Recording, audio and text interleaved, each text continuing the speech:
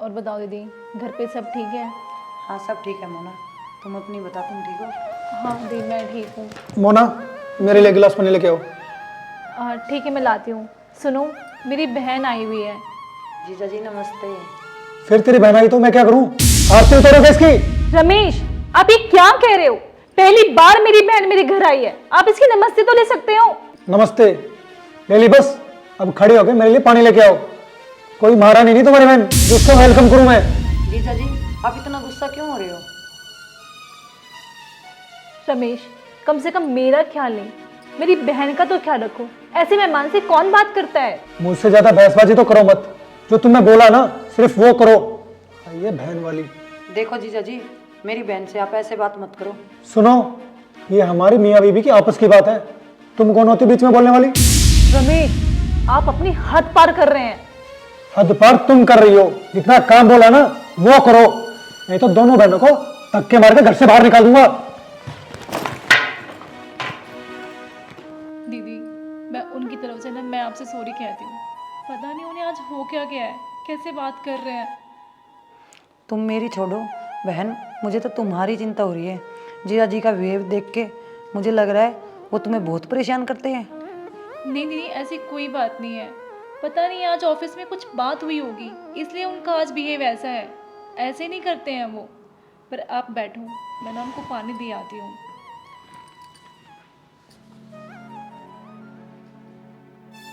मैं तो सोचती थी मेरी बहन की शादी बहुत अच्छे घर में हुई है और वो बहुत खुश है, पर यहाँ तो कुछ और ही निकला।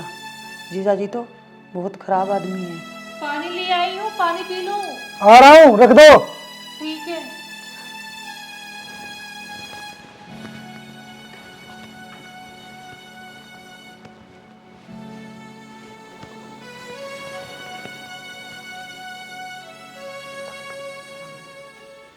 आज ऑफिस से जल्दी घर आया था, सोचा था बैठकर तुमसे बात करूंगा। ये पता नहीं कहां से आ गई हमारे घर में। ठीक है जीजा जी, आप दोनों बात करो, मैं जा रही हूँ। हाँ ठीक है, जाओ जाओ।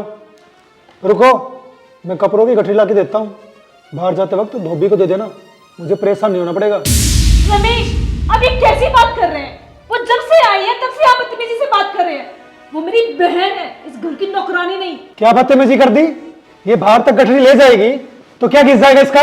सही कह रहे हो जीजा जी, घर का काम करने से मैं घिस नहीं जाऊंगी, पर जिस तरीके से आप मेरे से बात कर रहे हो ना, मुझे लगता है मैं तुम्हारे घर की नौकरानी हूँ। और आप ना मेरी बहन से ऐसे बात नहीं कर सकते। आप इसे कोई तनख्वाह नहीं देते जो ये इस घर में नौकरानी की तरह काम करेगी। हाँ तो मेरे पिताजी भी इस घर के नौकर नहीं है। किसने कहा जीजा जी तुम्हारे पिताजी इस घर के नौकर है? इसने, तुम्हारी बहन ने। मोना, याद आ कुछ? अरे मोना, सब कुछ ठीक तो चल रहा है ना? हाँ संध्या, सब ठीक है, तुम बताओ। सब कुछ ठीक है। अरे मोना, ये बुड्ढा कौन है? अरे बुड्ढे, तुझे पता नहीं है, घर में ऐसे सीधे नहीं घुसे चले आते हैं। संध्या, अच्छा, अब पता चला मोना मुझे, ये बुड्ढा तुम्हारे घर का नौकर है, लेकिन नौकरों को इतनी छूट नहीं देनी चाहिए। संध्या, वो हमारे घर में ना काफी टाइम से काम कर रहे हैं। अरे देखो तो सही, इसको खा खा के मुस्तंडा हो रहा है। अनाज खराब करने की मशीन है ये तो। घर से निकालो इस बदतमीज को। और इसकी मूछें तो देखो, मूछें तो ऐसे रख रखी है जैसे घर का मालिक यही हो। आपको सुनाई नहीं दे रहा? आप जाओ, मैं आपसे बाद में बात करूंगी। संध्या, तुम ऐसा करो, तुम अपने घर जाओ, मैं तुमसे ना बाद में बात करती हूँ। ठीक है मोना। मेरे पापा ने जब रोते हुए बात बताई ना तो मेरा खून खौल गया था, पर मैं चुप रहा। मैं सिर्फ सही मौके के इंतजार में था।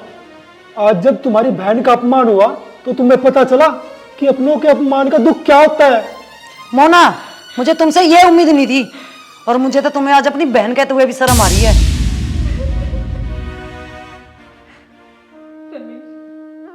प्लीज मुझे माफ कर दीजिए, मैंने बहुत बड़ी गलती की है।